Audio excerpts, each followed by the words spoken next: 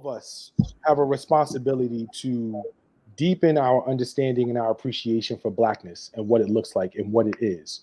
Because there are a number of iterations of Blackness. Whether you choose to actually embrace those things is on you. But at the end of the day, none of us are the arbiters of Blackness in such a way that we get to dictate who sits at that table and who doesn't. The fact that my experience in Blackness is different from yours does not give me license to invalidate your experience. It also does not mean that I'm supposed to shrink my experience while at that table.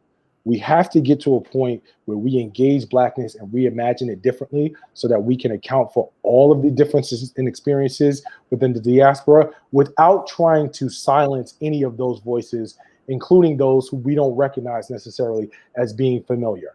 And I think that that's a really, really big part of it. I think that this requires courage. I think that it requires us to be able to rethink of things that we thought that we knew very, very well, even if they are traditions that we've learned culturally that have been passed down that we find out are actually incorrect, right? Like I know you and I, in terms of our age, we spent our childhood growing up, the shit was Columbus Day. It was Columbus Day, right? Like regardless of what we knew to be true factually about America, Columbus Day was the holiday. It wasn't until there was a continued forceful push around looking at facts and what actually happened to history before we rethought that history and we was like, yo, you know what?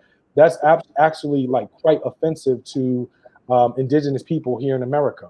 And that's a problem, right? And so now we've seen that and we've continued to push that and we've had the courage to have a conversation where those traditions are changing.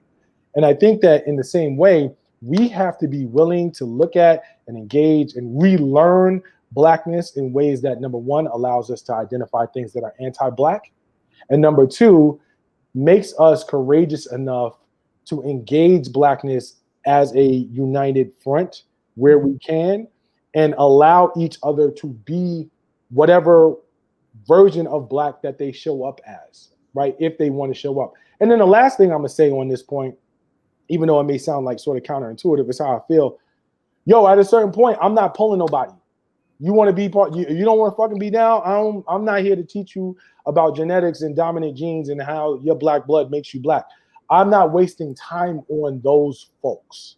I think that there are a certain group of us that are just never going to get it, not because they don't have the information, not because they're not smart enough to get it, but just because they want to continue to be willfully ignorant. And I think that for the interest of the collective, we got to say like, yo, fuck them. I agree with you. We don't have time to sort of like keep trying to carry them and bring them on this dead weight. We might as well roll with the people who want to be down and who want to get shit done and figure out if there are 10 things on the board, let's try to figure out anywhere between 4 and 6 that we can work with each other on. And then the rest of them, at least let's see if we can not get in each other's way. Listen, I couldn't agree with you more. And I'm with that. Like, I don't have time for that bullshit either. I am done explaining. I don't do all lives matter analogies. I'm not explaining what Black blood is, where the boat stop. Like I do it in my comedy. I don't have time for that bullshit. You either with us. You can pay me. If you pay me, maybe. Like hey.